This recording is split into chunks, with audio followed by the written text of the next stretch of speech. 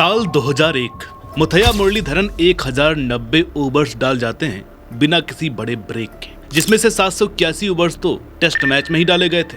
उनसे 20 साल पहले बिना किसी वर्कलोड मैनेजमेंट, बिना किसी फिजियो के डेनिस लिली ने एक साल में टेस्ट मैचों में 618 ओवर्स डाले थे। मॉडर्न डे गेम्स में एलन डोनाल्ड एक साल में 538 ओवर्स डाल चुके हैं, लेकिन उसके बावजूद उन्होंने रेस्ट नहीं लिया, खुद को फिट और मेंटेन रखा। अब मैं ये सब आपको क्यों बता रहा हूँ? मेरा आप सबको बताने का मकसद ये है कि क्रिकेट पहले भी बहुत ज्यादा हुआ करती थी। अब ये तो हम इन खिलाड़ियों के इंटरनेशनल ओवर्स बता रहे हैं। इसमें अगर डोमेस्टिक और काउंटी के ओवर्स अगर काउंट किए जाएं तो डोनाल्ड खुद 600 ओवर्स का आंकड़ा क्रॉस कर जाएंगे। आज भी ऐसा नहीं कि फास्ट बॉलर्स 500 ओवर्स नहीं डाल रहे। पिछले साल अगस्त से इस साल जुलाई तक मोहम्मद सिराज 655 ओवर्स डाल चुके हैं, बुमराह 550। लेकिन इसके बावजूद एक टर्म सामने आती जाती रहती है जिसे कहा जाता है वर्कलोड मैनेजमेंट, जिसका सीधा सा मतलब है कि आपकी टीम का प्रीमियम बॉलर कुछ खास टेस्ट ही खेलेगा, सारे नहीं। बड़े टूर्नामेंट्स खेलेगा,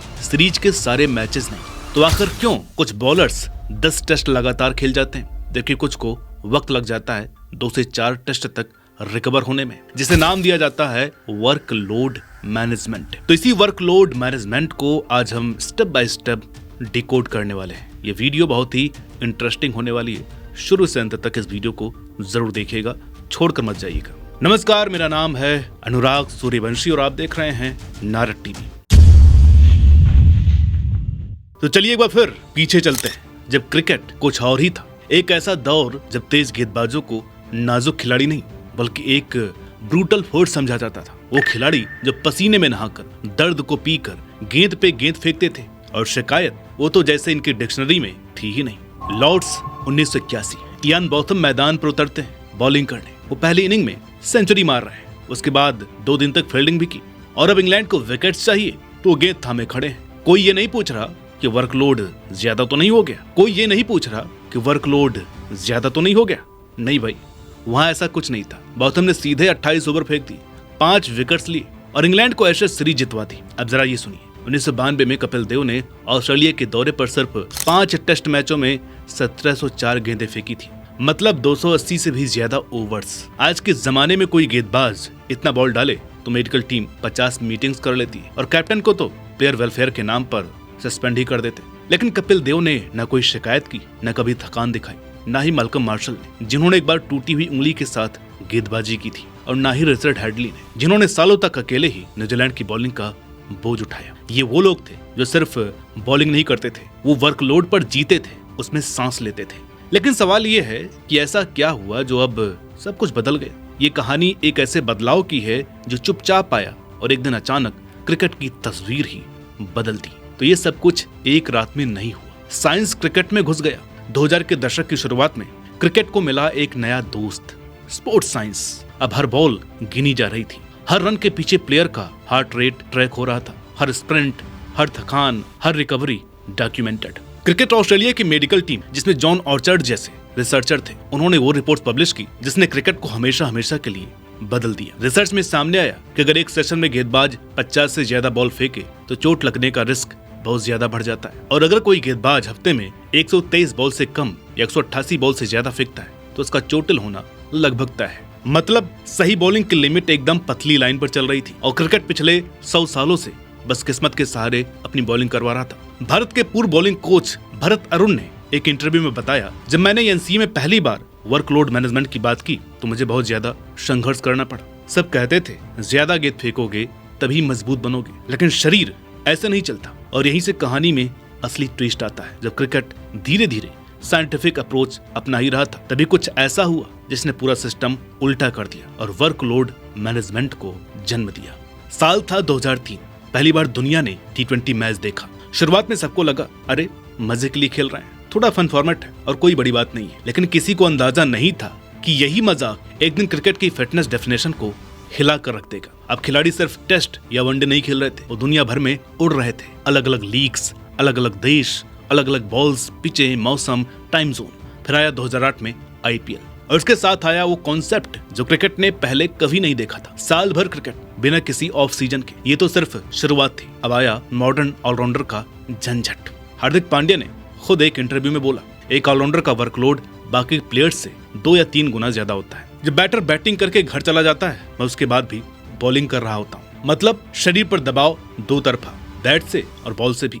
यहीं पर क्रिकेट की दुनिया को एहसास हुआ कि पुराने तरीके अब सिर्फ बेकार नहीं है बल्कि खतरनाक हो चुके हैं। और यहीं से पैदा हुई वो दरार, एक ऐसी दरार जो आज क्रिकेट की दुनिया को 2 हिस्सों में बांट रही है। वो है old school bowling versus modern day bowling, workload management. एक तरफ है वो पुराने दौर के खिलाड़ी, वो खिलाड़ी जिन्होंने उस दौर में क्रिकेट खेला जब कमजोरी दिखाना सोच से बाहर था। हाल ही में बलविंदर सिंह संधू ने एक ऐसा बॉम्ब गिराया कि जिससे क्रिकेट की दुनिया हिल गई। वो बोले कि वर्कलोड मैनेजमेंट तो बकवास है, ये ऑस्ट्रेलियाई शब्द है, ऑस्ट्रेलिया वालों ने बनाए हैं। हम उस दौर से आए हैं जब क्रिकेटर्स अपने शरीर की सुनते थे और किसी की नहीं। संधू का गुस्सा यही नहीं रुका, वो आगे बोले, हम दिन में 25-30 ओवर्स फेंका करते थे। कपिल पूरे करियर में लंबे स्पेल्स डालते रहे। तुम्हारे शरीर मसल्स तभी कंडीशन होते हैं जब तुम लगातार बॉल डालते रहो। ओल्ड स्कूल एक ऐसा पॉइंट लाता है जिसका विरोध करना मुश्किल है। जरा इन लीजेंड्स को देखिए। कपिल देव ने 16 सालों में 131 टेस्ट मैच खेले, लगभग बिना ब्रेक के। ये वो खिलाड़ी थे जो सिर्फ अच्छे नहीं थे,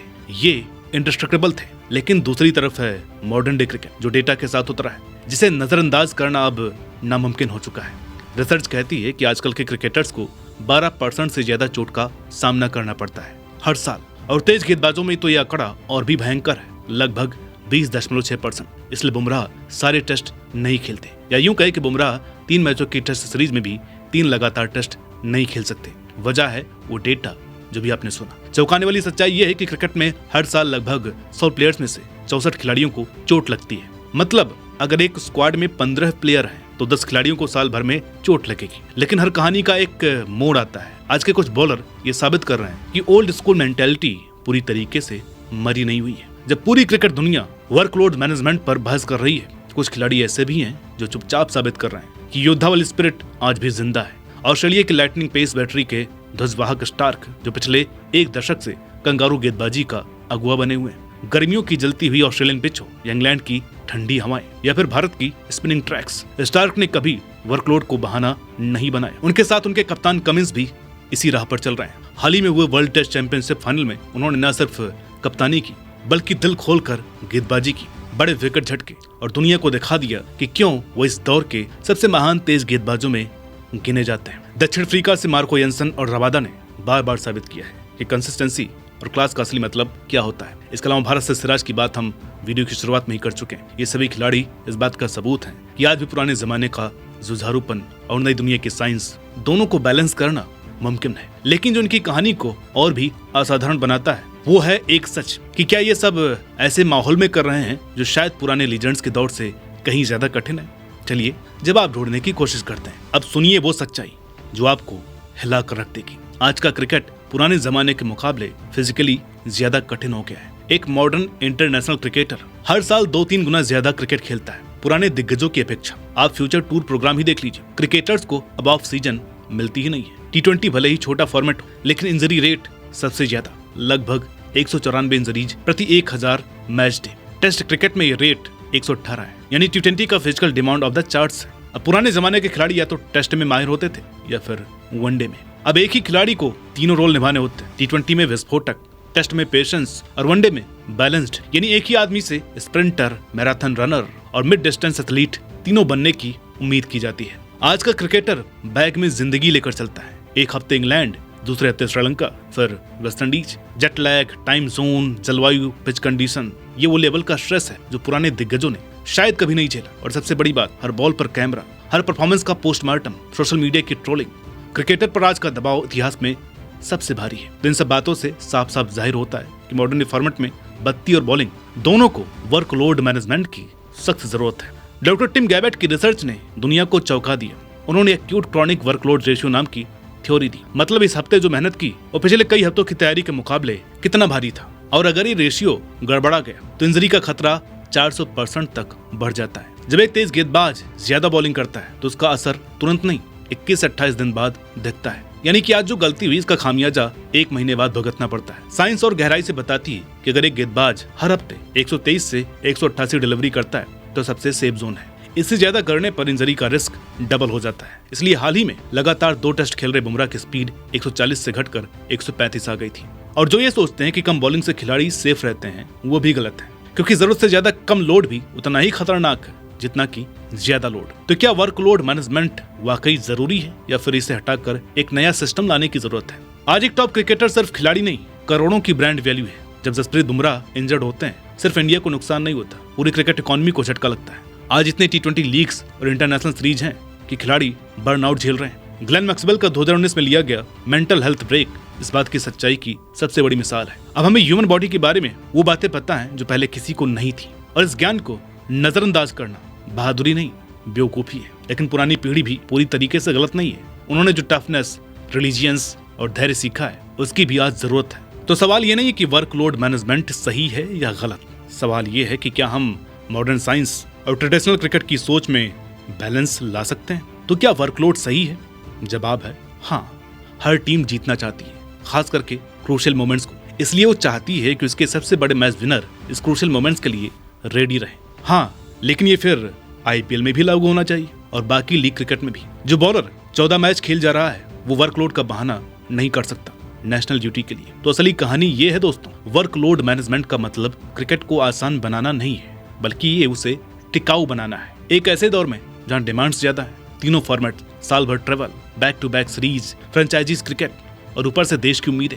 आज का जसप्रीत बुमराह अगर केयरफुली मैनेज वर्कलोड के साथ भी 150 ओवर फेंक देता है और मैच विनर साबित होता है, तो वो भी कम योद्धा नहीं है। हर एक खिलाड़ी की भावना एक जैसी है, देश के लिए खेलने की, दीवाने की, वो जुनून जो क्रिकेट को खूबसूरत बनाता है। बाकी तो सब बस फुटनोट्स है। अब बारी आपकी है, क्या हम वर्कलोड को जरूरत से ज्यादा तूल दे रहे हैं या फिर यही मॉडर्न डे क्रिकेट की कामयाबी का रास्ता है? और हम एक वीडियो और भी लाना चाहते हैं जिसमें हम कुछ ऐसे प्लेयर्स पर बात करेंगे जिन पर वर्कलोड का असर कुछ भी नहीं है। कमेंट करके बताइए क्या आप वो वीडियो देखना चाहते हैं? अगर हाँ, तो चैनल को सब्सक्राइब जरूर कर लीजिएगा।